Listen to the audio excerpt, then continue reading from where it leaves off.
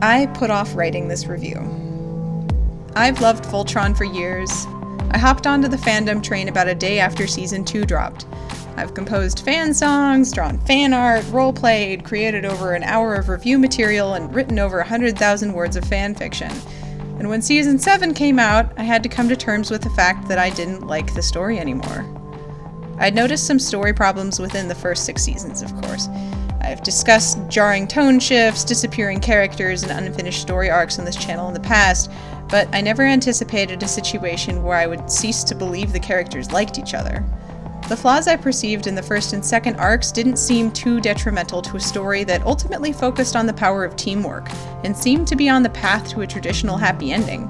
Season 7 was what made me realize Shiro was going to be sidelined for the rest of the show, which was a real bummer, but more critically, I was faced with the realization that the core cast had never really bonded, and the showrunners had run out of time to patch the gap between them. In a show about found family and the power of teamwork, they were never really going to feel like a family to me. And I didn't know how to deal with that. I'd wanted to believe for so long that these character arcs would be tied up, that I'd get to watch this quirky found family tackle the worst the universe had to offer and win with the power of friendship. But Season 8's moment of triumph rang hollow to me. I felt like I'd witnessed a tragedy. And that's a problem for a story based around themes of hope and teamwork. You may say, well, don't be mean to a kid show. But the Voltron showrunners have stated on multiple occasions that Voltron was designed to appeal to a wide demographic: kids, adults, grandparents. Themes of friendship and love and teamwork are propped up alongside topics like abandonment, mass genocide, the morality of slavery, torture, PTSD, and, the difficult question of, should I, as a man with a terminal illness slated to kill me in a couple years, trade my dreams of space travel for the love and support of my boyfriend? You've broken every record there is to break. I know I can't stop you, but I won't go through this again. There's content for younger and older fans alike, and that's a deliberate choice by the Voltron showrunners. And I feel like they failed in their appeals to both those audiences. I'll elaborate on this more in the second video, but as a children's show, Voltron failed to follow through on their hopeful messages, and as a show for older audiences, it failed to tie up its more complex themes. I feel like it's fair to critique the end result from either of these perspectives as long as it's done with respect. Because I do think these people deserve respect. One of the reasons I didn't want to write this review is because I care so much about what these people think of me. These writers, storyboarders, voice actors are my heroes. They brought me a show that gave me so much joy and inspiration during a difficult part of my life. The thought of one of them coming across my review by some weird twist of fate and thinking, there's another person who hates me and thinks my work is crap, that would honestly break my heart a little. What can I say? I'm a sensitive person, and it makes negative reviews difficult. And this will be a negative review. Across the board, this show has made people upset, and that's definitely not the reaction the creators aimed for when they set out to make a reboot of Voltron. It's enough of a reason to want to understand what went wrong. Many people like myself are sitting back in their chairs right now asking themselves, this used to be my favorite show. When did things go so wrong? What happened? So I set about finding an answer. In my attempts to untangle the mystery of Voltron's production, I read literary analyses and data crunches within the fandom, read 44 written interviews, watched 2 video interviews, and listened to 1 podcast interview. Contacted 11 people associated with the production of Voltron: editors, writers, supervisors, VPs, directors, and executives, and messaged 8 LinkedIn profiles, 4 Twitters, 2 Facebooks, and sent 3 emails. The tone! The consistency! The answer to all my questions is here somewhere! I even got Joshua Hamilton on the phone. Somehow. Hello? The prophecy is true. I recorded the conversation for my own personal reference on the 1 in 300 billion chance he'd let me ask questions on the record, so no, I won't be sharing the rest of the video with anyone, ever. Just know that Joshua Hamilton is a really nice guy. He wasn't able to answer my questions, as expected, since I'm a random college student and I'm not with the press, but he passed me along to DreamWorks press secretary. Anyway, I've pieced together what I personally believe to be the story of what happened to Voltron. Some pieces are more solid than others, but without further ado, here's my take.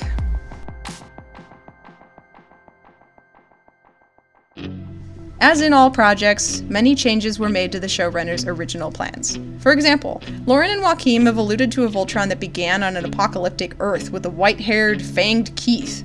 Here's how the production process works, as explained by a Voltron director, Chris Palmer. You hand out, the script with your director's notes. It gets storyboarded, and then director sees like a rough pass. You make your notes along with the showrunners. Joachim and Lauren would look over stuff, and then Ryu, one of the supervising producer. So we're all kind of, everyone's kind of got their hands in it, jumping on it, massaging it down to the final episode that you see. And again by two lead writers, Mitch Iverson and Tim Hedrick. But basically, every episode starts with a premise, which is about a page or 2 pages that are the idea of the episode. And that goes out to everyone on the show for notes, and then we take those notes and then we develop that into an outline. When we do that, we put 3x5 cards up on a cork board and we lay out the whole episode and we say these are the beats that are going to happen and here's the character beats that we want to hit. And that gets turned into an outline. It's usually about 8 or 9 pages. And then that goes out for notes from everyone. We take the feedback from the executives and Joachim and Lauren. Then we turn that into an episode. And usually our scripts are like 23, 24 pages long. And then that goes out again. More notes, notes incorporated, another script, more notes, and then notes and notes and notes and notes. And eventually it becomes a show somehow. The first real draft the showrunners pitched to the executives, as far as we know, was one wherein Shiro was a mentor figure whose death kicked off Keith's development from a lone wolf to a leader. Shiro's role was then expanded upon, with his death slated for the end of Season 2. Sometime before the first season could air, executives decided they actually really liked Shiro, and correctly predicted he'd be popular with viewers. They demanded that he be kept in the story, and his death was ultimately scrapped. More than that, the executives asked for Shiro to be brought back early. We don't know how far ahead the production had reached by the time word got to the showrunners, but many speculate storyboards had already been approved for episodes of Seasons 3 and 4. Maybe the executives were unfair and surprised the showrunners with the order to keep Shiro around when the showrunners had already mapped out later seasons. Or maybe the showrunners raced ahead without the executives' permission, and hit a wall when they got wind of what they were up to. For whatever reason, the showrunners were faced with a very tricky situation. They were already far enough ahead into the production of at least Seasons 3 and 4 that they couldn't afford to scrap all the work they'd paid for, all the concepts, scripts, and storyboards. But the executives said they weren't allowed to keep Shiro away for so many seasons. So what could they do? Just paste Shiro into the background of these scripts and storyboards and hope no one would notice? Well, now that was the thought. Cue the meeting. Showrunners Lauren and Joachim tell the executives, or maybe the executives tell Lauren and Joachim, there's no way to tell. Here's what we do. We don't have the money to start from scratch. What we can do is bring Shiro back as a clone. And that wouldn't require new episodes from the ones you've already written? Ask the executives. A few, they say, but not too many. We'll need one to establish Shiro as a clone, and a couple at the very end to tie up the arc. Maybe a Dungeons & Dragons game. For the rest, we'll paste Shiro on top of Keith. Ah, the executives say. But then what about Keith? If Shiro replaces him, where does Keith go? Oh well, we've always wanted him to find his mother. Now would be the opportunity to have him leave and find out more about himself. This plan would save everyone a lot of time and money. Instead of rescripting and storyboarding all those scenes to include Shiro, they could just put him on top of Keith. And they had the perfect excuse for Shiro to be out of character. He was actually a clone. There aren't that many scenes where the Shiro clone stands out or does anything Keith wouldn't have. Most of his plot-relevant moments are short, and the real Keith doesn't need that much screen time. Tailing a Comet, Code of Honor, and Blood Duel are really the only episodes that focus explicitly on Keith's relationship with the team or his time away. The rest of the time, he's mostly sequestered to short scenes across the seasons. Then you tie the clone arc together with the Colony and the Black Paladins. The shots from All Good Things are mostly static, albeit beautiful, and Shiro and Keith only appear together at the end of Defender of All Universes. There you go, ta-da! You're done with the new parts. Thus, only a few new scripts, minimal edits to the storyboards, and a whole lot of time and money saved. And you managed to appease the executives because Shiro never left. You're a bunch of quitters! Quitters! I'm a visionary! I have thoughts, ideas. I don't need you anyway. I'll rewrite the show, get rid of the whole lot of you, replace you with new paladins, and the show will be better than ever before! for you, Shiro. I'll never get rid of you. You're our most popular character. But the rest of you will never work in show business again! So, if you've watched season 3 through 6 and found yourself asking questions like, if Keith and the team are found family, why does no one ever mention Keith? Why do they act like he's so replaceable? Why do they never say they miss him? How can they work without him as Voltron without any hiccups when they took several episodes to regroup after Shiro left? Well, now you have your answer. Keith never left. This was originally the arc where he bonded with the Paladins. This was the arc where he moved from a rivalry with Loader to a kind of kinship with him as a fellow half-Galran, where he struggled with his loyalty to the Paladins versus his belief in Loader's cause. There were no emotional repercussions for Keith leaving the team or Kuron's painful brainwashing because these elements were pushed into a script that wasn't built to accommodate them. This is why you'll catch Shiro acting out with Keith's temper, or standing exactly as Keith would, because that's only a Shiro shell over Keith's rigged model. As a storyteller, you would want to explain, as the showrunners did outside the narrative, that the clone and Shiro's souls were combined when Allura passed Shiro's essence onto the clone's body. No one died or was consumed by the other, but that point wasn't in the original narrative, and for whatever reason the creators didn't make room for that canonical explanation, and so none of the Paladins seemed to care that a person they lived with and fought beside for months was most likely obliterated right under their noses. They don't contemplate the morality of that decision because there was never supposed to be anyone to mourn. There's an argument for the fact that I'm nuts, of course, and I absolutely cannot blame all the narrative problems from seasons 3 through 6 on the supposed switch-up. There were always issues with Voltron. Voltron has a tone that swings back and forth like a pendulum, moments that feel rushed or skipped, a cast of characters enter and leave the story through a revolving door. Wait, you just fought Lotor, defeated him, stopped an explosion that could have destroyed reality, took your friend's consciousness from the black line of Voltron and put it inside his clone, and now we're simply moving on? Trust me, I'm always saying the exact same thing, but these guys like to move on. But I was able to look past all that or dismiss those problems as a quirk of the narrative, because I believed the bond between the cast members and therefore had a stake in their escapades. The narrative effects of these cut and paste choices deeply damaged Voltron's core themes of love and friendship, and that changed my ability to overlook those earlier narrative problems. The point remains, there's a possibility that all this weirdness stems from, first-time writer problems. Lauren and Joachim are first-timers, and they were assigned a space opera. But the cut and paste theory answers so many of my questions at once. It seems a lot more solid to me than the theory of, the showrunners suddenly forgot that Keith matters to the story. Back to the production timeline. Cut and paste, crunch time or not, I can say for sure that this was a hectic situation for everyone. Chris Palmer left due to burnout, as the showrunners refer to here, and he himself mentions here. So I worked on like the first 52 episodes of Voltron, like every third. And the show is amazing. It's also a very difficult show, so it was at a point like yeah, I know the budget. You're telling me the budgets were pretty slim. Yeah, I mean there's what is being made for Voltron is like it's this like grand, amazing looking show, and you'd be surprised, like its quality is here, and I know that like it's not being made on like a feature budget or anything, so. Another director, Steve Ahn, left to start his own company.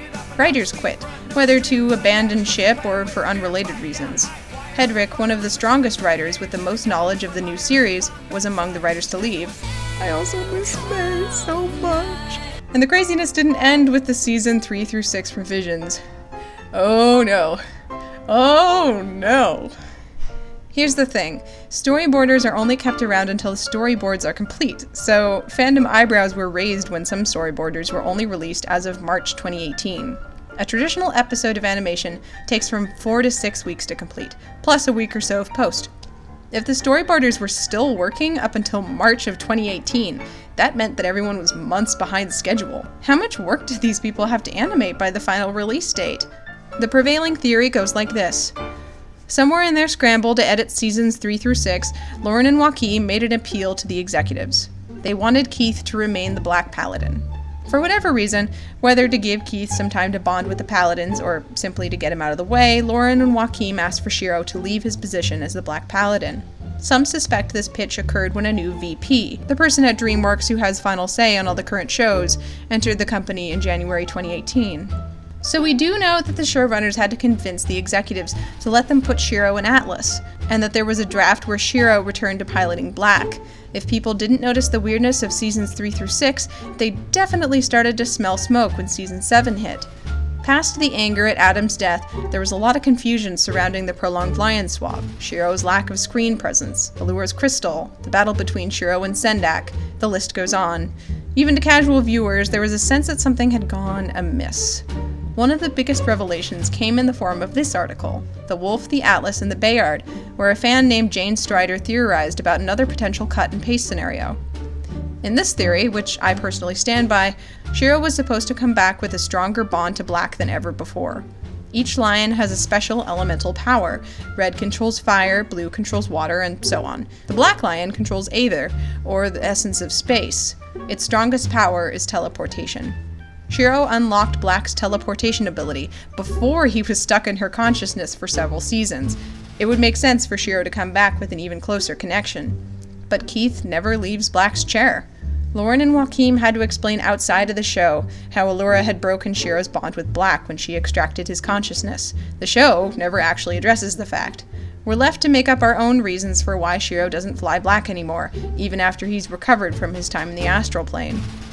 Another piece that doesn't fit. The audience knows how much Shiro's happiness means to Keith. I'm sure Keith wanted Shiro to remain the leader so he wouldn't have to take up his mantle, but he also wanted Shiro to recognize that he had a place on the team. Shiro's the head. All the time? Didn't you see how he stole the Black Lion right out from under Shiro? Or that he could do all that cool stuff with his Bayard? Shiro's Bayard? I've got Zarkon's Bayard. You mean you've got your Bayard?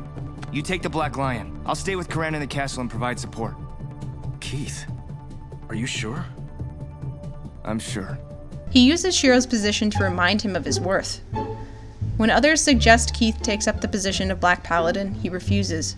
Even when he's finally convinced to fly Black, Keith does so as the pilot of the Black Lion, not the Black Paladin. I'm Allura, daughter of Alfor, king of Altea, and paladin of the Blue Lion. Alright, what's up, Castle's computer? I'm the Red Paladin, Lance. I'm Pidge, the paladin of the Green Lion. I'm Hunk, the paladin of the Yellow Lion. I'm Keith, the pilot of the Black Lion. What should I say? I'm a paladin. I fly the Black Lion. I said that already. See, that's why I'm bad at this. Throughout Season 3, he's very obviously saving Shiro's seat, leading in Shiro's name. This one's for you, Shiro. To see Keith assume the role of Black Paladin without so much as a nod between himself and Shiro feels completely weird. It leaves the viewer totally baffled with the ever-present question, It's assumed that this discussion doesn't exist between Shiro and Keith because Shiro was supposed to keep his position as Black Paladin, armed with his Bayard's teleportation power. When that status was revoked, after Lauren and Joaquin got the go-ahead from executives, story problems emerged. You can paste Keith on top of Shiro from the old scripts and storyboards and say the reason he sounds like Shiro is because he's matured from his time away with his mother, but the script still calls for scenes where Shiro uses Black's teleportation power. They can't just give Keith those powers, because he's already supposed to work alongside Shiro during those scenes, not as him. If they replace Shiro with Keith, then who's there to replace Shiro? And there emerged...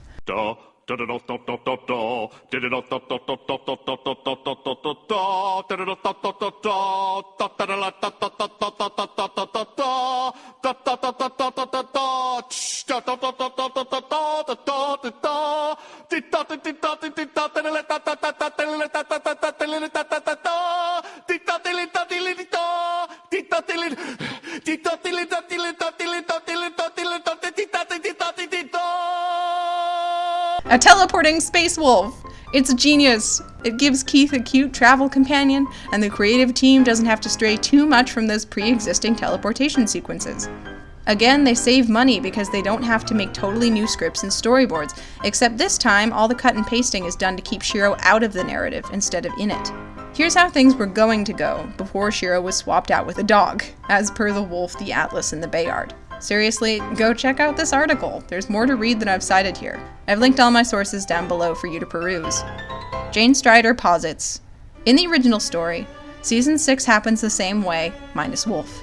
Shiro returns, not as a retired paladin, but even more closely bonded with Black than ever. However, he doesn't go back to piloting just yet. He's recovering, getting used to a new body and a new arm, sorting through his head after being merged with the clone's consciousness, and everyone is settled in this configuration at the moment. He's content to rest up while Keith pilots Black, but there is a sense that this is temporary. The pirates attack. Shiro rearranges the passengers. Shiro ends up in the Green Lion with Pidge.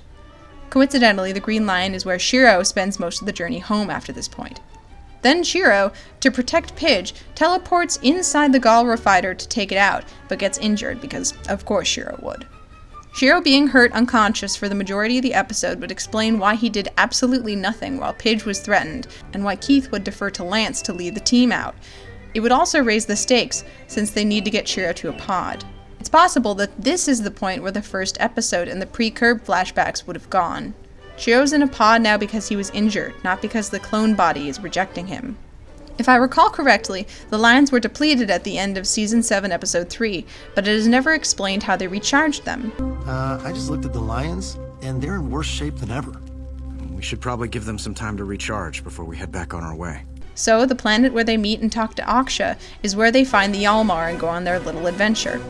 It's a lot more fun to watch these sequences with Shiro as the wolf. There's a curious absence of Keith and Shiro's usual dynamic throughout Seasons 7 and 8, made all the more suspicious after their emotional clash and reunion from seasons prior. You found me. We're glad you're back, Shiro. Rest.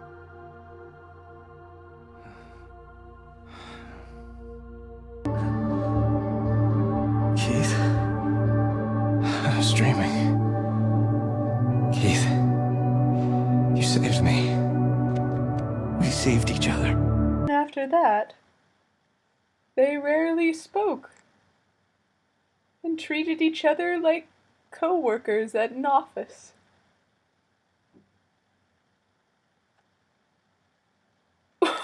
At least this way we can pretend the original version came through when they fought together as Lion Paladins once more. The narrative stakes are a lot higher and the story a lot more personal, with Shiro and Keith fighting side by side here rather than Keith and his dog. Besides the sudden dynamic shifts between Keith and Shiro, the wolf creates another problem. As a retired paladin, Shiro has nothing to do for the first part of this season. Shiro fans will note he appears to be dissociating throughout the road home and the way forward.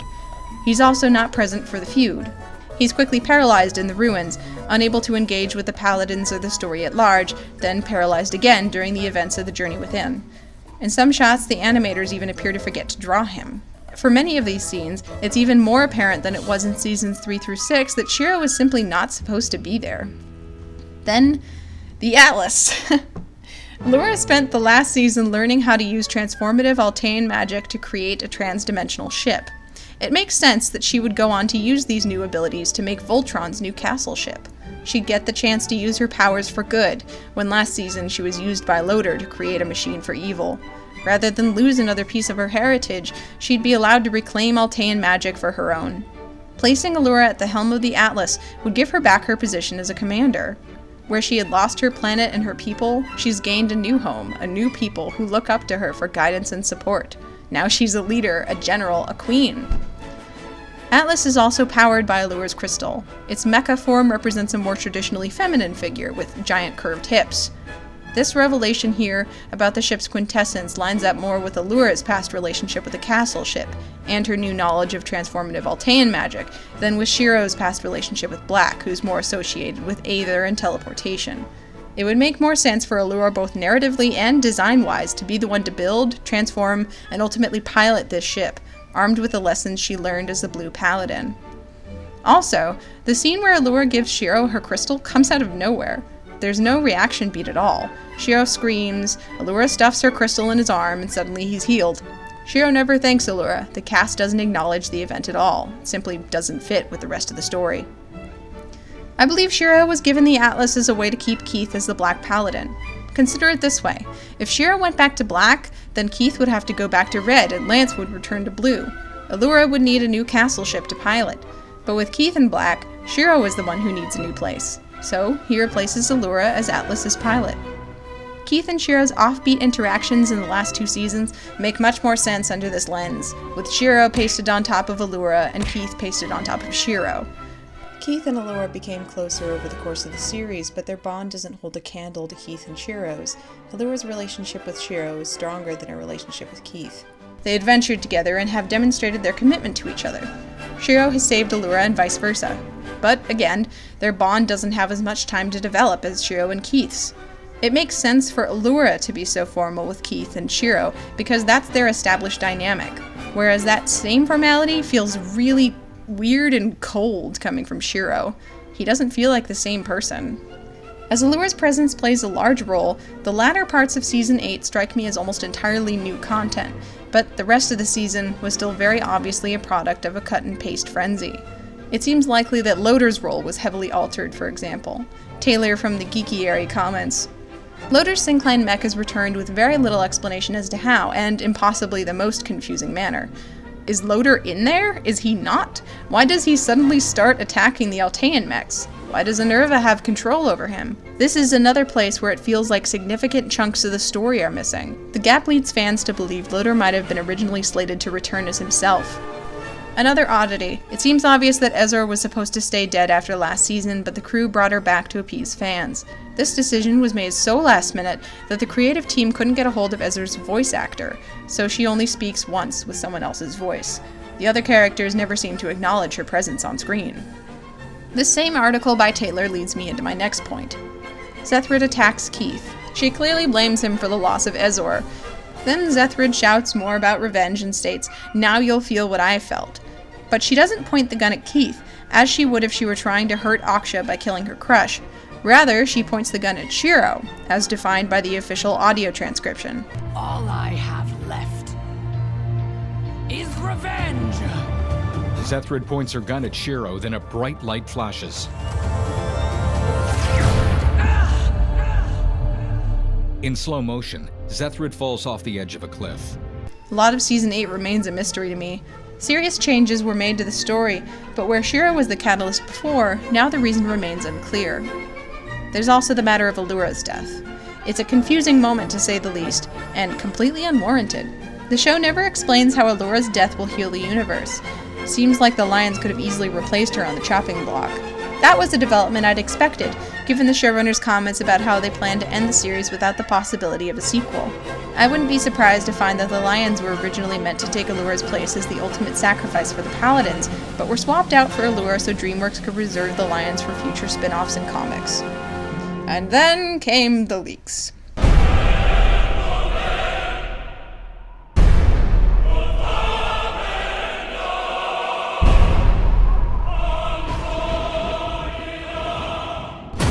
September 13th, 2018, 2 months before the first scheduled release date of Voltron Season 8, one of the head producers and storyboard artists, Kiyun Ryu, posted a picture of Shiro as he sent off his final scene for Voltron. Animation should have wrapped months ago. Another month passed, and then photos from the final season were leaked to the general public. Fans were puzzled and dismayed at what appeared to be a Voltron epilogue. One picture showed Shiro marrying another man. Fans recognized his face from Ryu's September drawing. The groom was Roy Fokker from Macross. This fact, among other things, prompted fans to believe the leaks were fake, as the studio with the rights to Macross would never let DreamWorks get away with such a blatant cameo. In the end, the leaks turned out to be real, but Fokker was replaced at some point by a background character whose name has only ever appeared in subtitles. Some say Lauren and Joachim didn't believe Macross's copyright holders would mind the cameo, and that's why Fokker was originally the groom. Others suspect the showrunners wanted to make trouble for DreamWorks before they left the company to work on the new animated Spider-Man films. We'll never know the full story until someone comes forward. Regardless, the question remains, why was this clip show added to the end of Voltron? Some believe the showrunners and the executives added Shiro's wedding to placate fans, as many were still upset about Adam's death. It seems someone wanted to leave fans with some positive representation, or at the very least, prompt a last hurrah from the press. In the end, the wedding scene struck many audience members as rushed and disingenuous, but I'll say now that I cried happy tears. Think of all the kids who'll get to see these two men get married on screen. In any case, despite, or perhaps because of, all these changes to the story, DreamWorks anticipated a negative enough response from fans to bury the final Voltron season. While DreamWorks normally prefers to pace out their releases by 3 to 4 weeks, they gave Voltron a release slot only a week before the drop of another highly anticipated show, Troll Hunters. They also chose to release it on a weekend when most students were busy with finals, a demographic they rely on to stay up late and binge the season drops. There were very few advertisements for the final season, and no special events, with only an oddly done still-framed trailer available until 2 weeks before release. Unlike with the other seasons, there were no interviews to prelude Season 8, not even with outlets like Den of Geek and Hypable, some of the show's strongest supporters.